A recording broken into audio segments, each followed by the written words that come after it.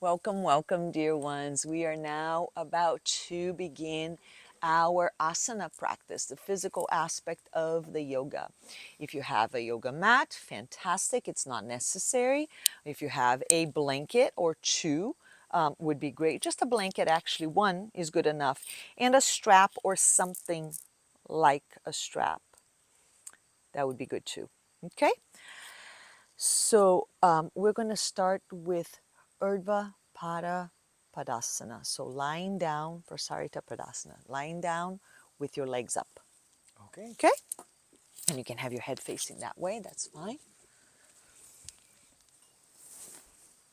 And if you need a little comfort, then you can put a blanket under, put your blanket underneath you for extra comfort, but it's not necessary. Okay, so go ahead and bring both legs up. Take your hands by your hips, either side of your hips. A little closer to your hips, maybe even under the hips if that feels comfortable. Like to prop you up a little bit. Yeah, it's very important that as you proceed, that you are very kind to the body. In this situation, in particular, the lumbar, we are strengthening the rectus abdominis here, which begins at the pubis, which ends at the level of the sternum, also the lateral abdominis, the obliques, and the hip flexors as well. But not at the expense of the lumbar, because all of this is to protect and to strengthen, to support the lumbar. So with that in mind, the shoulders drop down as much as you can. The head is nice and neutral. The hands are there to support a slight lift. And now really lift through the inside of the feet. So mostly you're lifting through the inside of the feet. You're really engaging through the area of the knees that will support your back too. And you can just be here, and that's enough for you to feel the engagement there, is it not? So this alone is plenty. But if you wish to go further, take your both legs together as a unit down just slightly at an angle. Good. Maybe a little bit further if it's okay on your back. How's your back? And then come back to 90-degree angle. Good. Catch your tendency here to go further beyond. Go ahead and show that just so that they have a visual. This is the tendency. So but don't do that. Stop right where he does, right at the 90-degree angle. Okay, now again, go ahead and take it down. So both legs together as a unit. Take it down, down, just to where it's safe right there. How's this feeling? Okay, good. And then come back up to 90 degrees. Good. And then again, go ahead and go that same distance. And then provided you can go even a little bit further, provided you can even just hover the floor and still feel okay on your lumbar, why not? You're engaging these powerful muscles. And then come back up to neutral. So as we're doing this, and then continue at your own pace, okay? Always honoring the back, going down just as low as it's safe on your back. As we're doing this, we are cultivating awareness of the Pitta dosha, that fire energy in us, which resides primarily in the area of the solar plexus. So you may find already that there's some heat being generated in the system right about now. Are you feeling the heat? And so here's a way to say, oh yes, there's my Pitta dosha coming up. Okay? At some points you need more of it, some points you need less of it. We'll discuss that soon, but there you go. And then you honor the pause when it's time to pause. How do you feel? Okay, so from here, we're going to move in the direction of Dhanurasana. So we're going to do the boat pose. We're going to turn around so that you're lying on your stomach.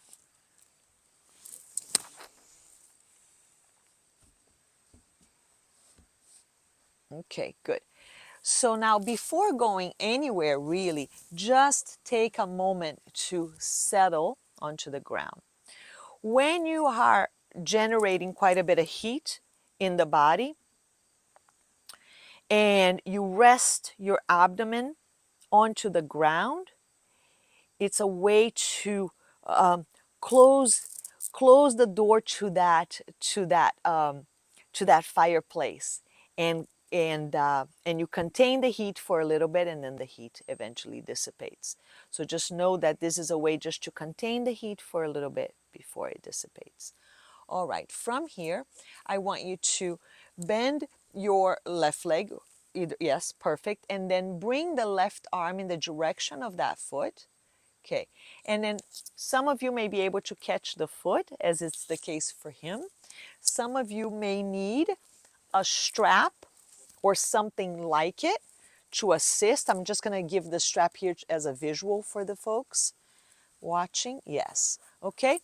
So the idea is that you're opening up through the quadricep. You already did some engagement of the hip flexor, so now you're just opening up that area, opening up the psoas, opening up the shoulder, because you're going to go into a back bend, yeah, without straining. If you don't need the strap, of course, you just use the hand on the foot. Good. The neck is nice and released, so there's no strain in the area of the neck. Notice that he's propping up himself with the forearm of the right hand, of the right arm, and in this case, beginning to create that lift, that length through the torso. Good. And now let's go ahead and release that arm, release that leg, and let's switch sides.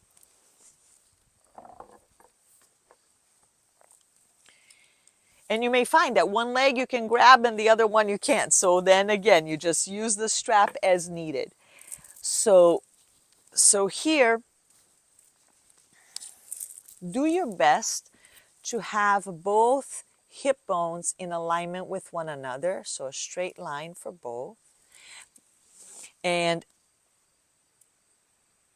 that as you are drawing the foot towards the shoulder towards the foot, that you are not straining in the process, that you're just simply opening. So keeping the shoulders broad, keeping the back of the neck long.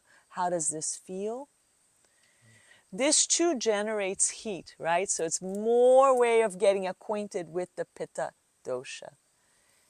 Keep breathing, opening up through the thigh. Good. And when you know you've had enough, you go ahead and bring that down.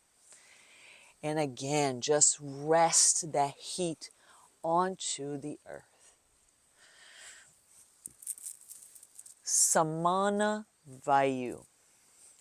The prana, the air, the life force that goes from the extremes to the center, that centers you, that supports clarity, that supports digestion, the ability to assimilate what you take in through the five senses and make good sense of it.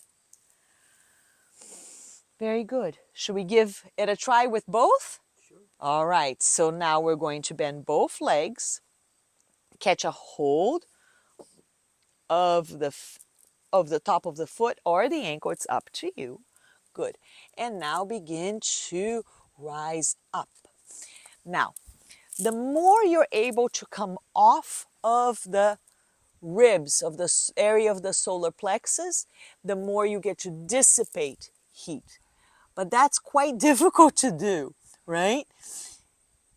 And then go ahead and release. Rest your head down. Maybe place your hands over the head or just turn your head to one side as you have here. That's wonderful. Okay, good. So there's a lot of heat here naturally.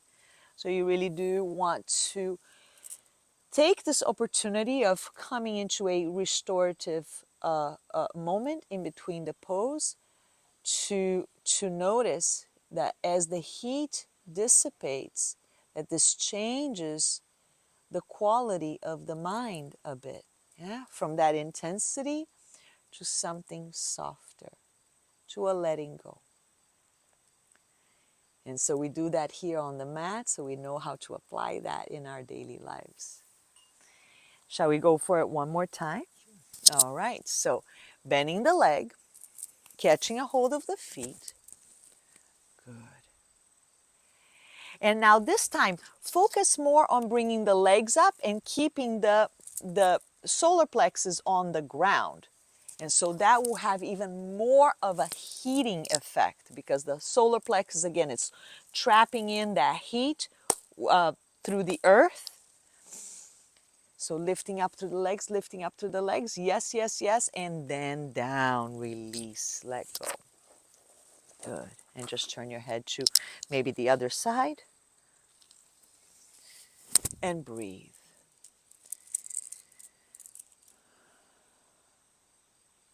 So not pacifying to the Pitta, this pose.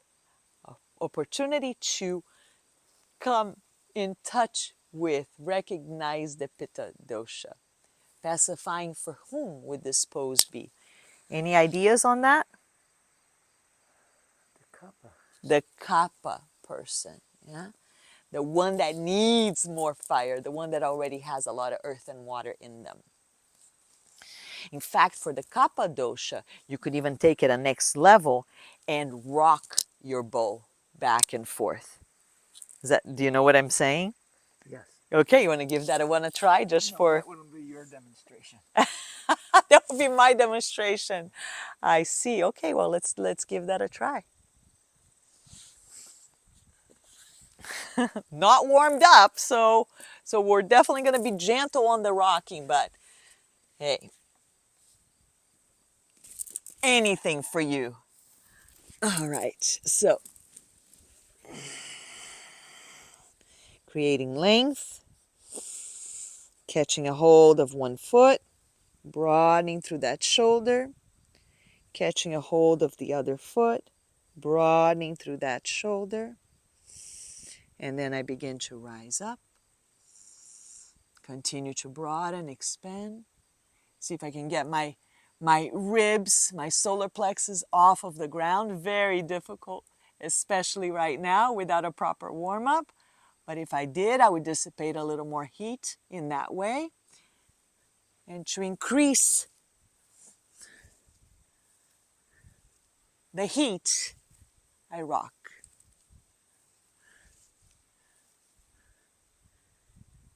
And let go. For rocking back and forth like this to pacify Kapha dosha, might be interesting to have a blanket underneath you so that your bones are not pounding too much on the ground. All right. You're back. How was your intermission? Pitta-Pacifying?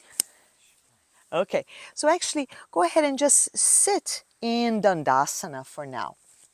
We're going to move into Matsyasana, the fish pose. And those of you who have a strap, because we're not going to do the full pose that goes into Padmasana, we're just going to do it from Dandasana with straight legs. So it might be interesting for you to have a strap around the thighs so as to hold your legs down since you're not in the Padmasana. Okay? Although if you feel like demonstrating that variation, we could consider that too. Okay, so tighten that up good. Let me move on this side here.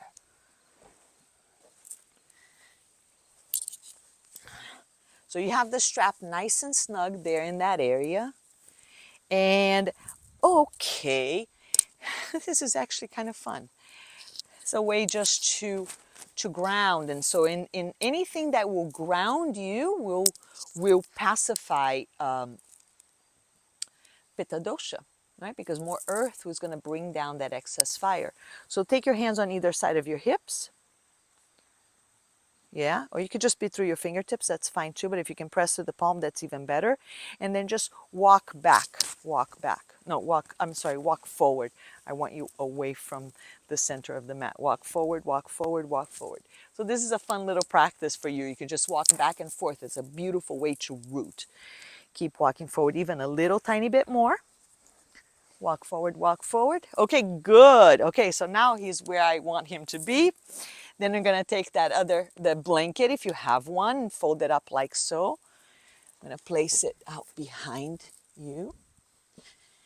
And then from here, let's just go ahead and find that awesome Dandasana where the spine is nice and long. Of course, this may require a blanket underneath you. Bring your hands out to the sides of your hips. Press down on that. Yes, perfect. And then from here, what I'd like for you to do is keeping those legs nice and strong, lean back and see if you can get your elbows to touch your prop. Lean back, and then come back up. Keep that sternum plate open. Remember fish, it's going to come, all of this is going to stay nice and open, and then go ahead and come back up. So I don't know if you noticed this, but one of his elbows went up a little bit sooner than the other. And really, if that's the case for you, what that means is a little bit more propping would be beneficial. So we're going to double up on the blankets. And if you have a bolster at home, then that works too. Again, both hands on either side. Good. Elbows are bent. And then from here, go ahead and lean back. Lean back with the sternum up. Lean back until you touch the props with your elbow. And then, and then come back up to Dandasana. It's not easy work, right?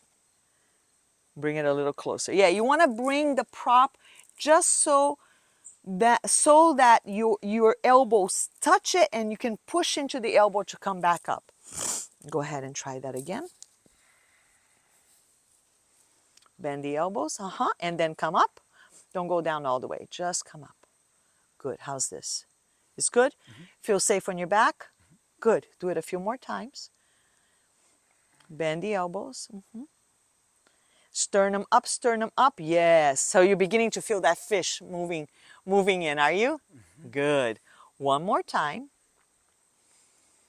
Bend the elbows. Lift up through the sternum. Yes. And back up. Yeah. And just take a moment here in Dandasana. Again, just rooting down through the legs, lifting up through the torso, breathing. Press down through your hands. Breathe. Good. You ready to go for the full thing? Let's give it a try. So, if moving further feels like too much right now, just keep practicing with this. If your elbows are not quite touching the prop together at the same time, use a little higher prop, okay? Just to get accustomed to that feeling. And then, provided that you are feeling safe here, then go ahead and come on down, bring the elbows in. And then this time, our sternum is still lifting. This time you're going to bring the head back. Bring the head back. And there it is. Beautiful. Pressing down through the upper arms. Stay active on the upper arms. You're going to need them. You're not just resting. Keep that sternum plate lifted, lifted, lifted. Udana Vayu, lifting you up, activating. There's just also Vyana Vayu, moving from the center all the way out and around. Very active, open pose. And cooling to the solar plexus. So this is not aggravating Pitta. It's pacifying Pitta, even though it's an active pose. So it's pacifying Pitta and Kapha both. All right, now you're going to tuck the head in. Press down through the arms to lift yourself back up. Yes, good. How was that? Lovely. Want to do it again? All right, let's do it. Strong legs, lifting up and back. So don't give up on the arms. Keep pressing down through the arms. The sternum up, lifted. Good. And then again, tuck the chin in as you're ready, using the arms to come back up. Nice. How do you feel? You feel good? All right, how do you feel? So how many reps? Is this what's appropriate for you? Yeah, if you're in need of pacifying Pitta and Kapha both, you can do a couple more reps. If it's just a Vata situation right now, but you still wanted to get in the body anyways. It's just an experimentation of just maybe one round.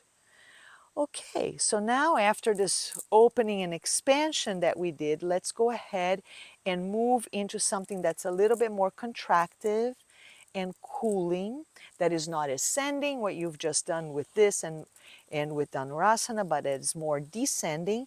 So how about we do Eka Pada Rajakapotasana, your pigeon pose. Yes? Okay. So for pigeon pose, you are welcome. Do you want to just show the variation where you're in the supine position, crossing the leg over? If the knees are a little bit having a bit of a hard time, then this is a variation that's really accessible to most, and that works just as well. So let us know here what you are doing. Okay, I'm crossing the right leg across the body, like pigeon, Okay. and engaging my ankle onto my, just above my right knee, and then drawing with my arms, my shin towards me to create the stretch on the right hip flexor. Beautiful. Engaging the feet as well. Engaging the feet as well. So the feet will always protect your pelvic floor. Yeah? And then go ahead and just give them the visual of the other side.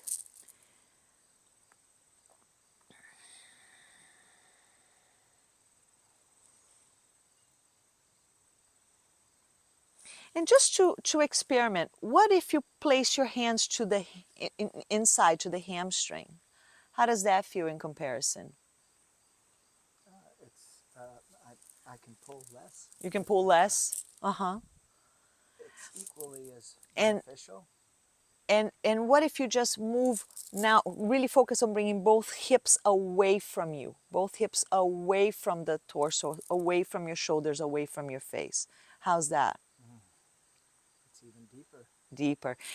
And what about bringing this, the knee of the leg that you're working with, your left leg, further away from you? You don't need to physically use the hand, although the hand is a nice way to remember that you're bringing your attention there, but to allow that knee to move away from you while continuing to move that right hip back and out. Good. So this is an alternative, one way of doing it. The other way of doing it is coming around. Maybe you want to start in from downward facing dog.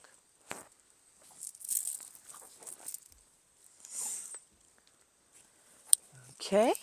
And then take, what was the first leg that you worked with? Right. The right leg. So take the right leg in and across. So you notice that he's bringing this right leg to a 90-degree angle along with the mat. If you don't open as well, you can bring it. Bring it in closer for sure. Okay.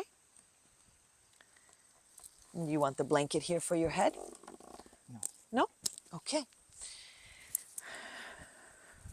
Put a blanket underneath my right hip. So he's asking for a blanket underneath his right hip. And this is a wonderful way to even out the hips so as to allow that torso to release further, to let go more.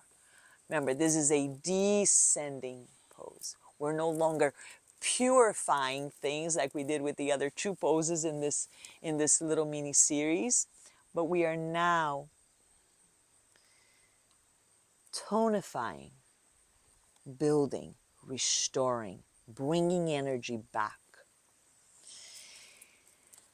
So the straight leg, the leg that's just coming out back, in his case, the left leg, it's a value to remember to lift up more through the inner part of that thigh and to bring down the outer part of the thigh.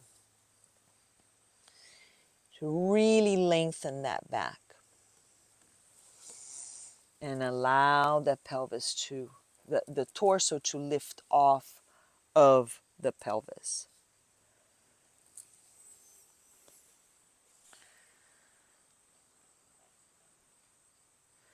So a descending quality will always have a cooling effect and therefore pacify Pitta. Beautiful. And as you feel ready, come back into downward facing dog.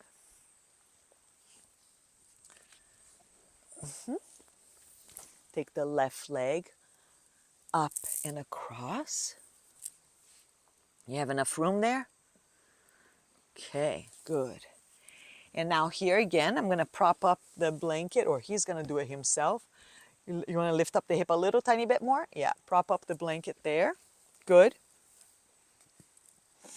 And he's lifting up first, lengthening the spine first before going down.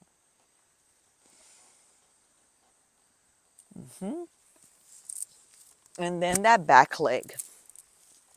And we want to take the inner part of the thigh and lift it up. The outer part of the thigh, take it down. Square the hips and lengthen the torso out. Out.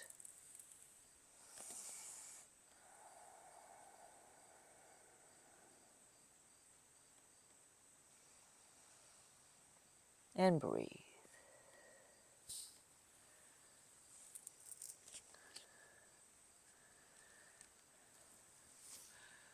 So where fish pose and also your bow pose both had this very expansive quality, this pose has a more contractive quality, going in.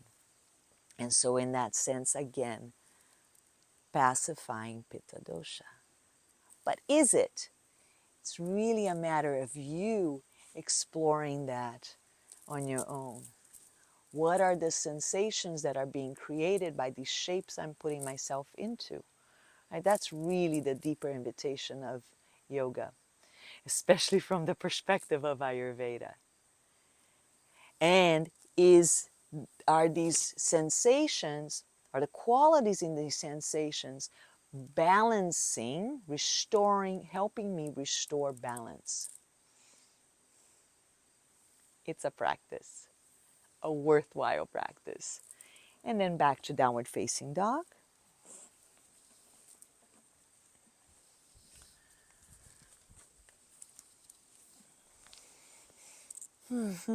Beautiful. Just take your time there. If provided downward facing dog feels restorative to you, stay there for a moment longer.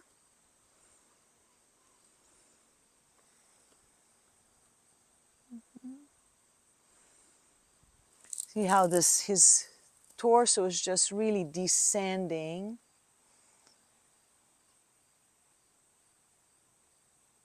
decompressing the spine completely, and the head as well. And if there's a rounding here, then I would ask him to bend the legs a little bit more, but that's not the case. So go ahead and come on down, take child's pose. Beautiful. Okay. All right.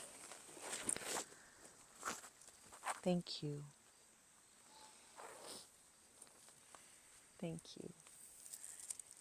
And next we have a little Shavasana. So please join us for that. Bring a blanket or two and let's relax together.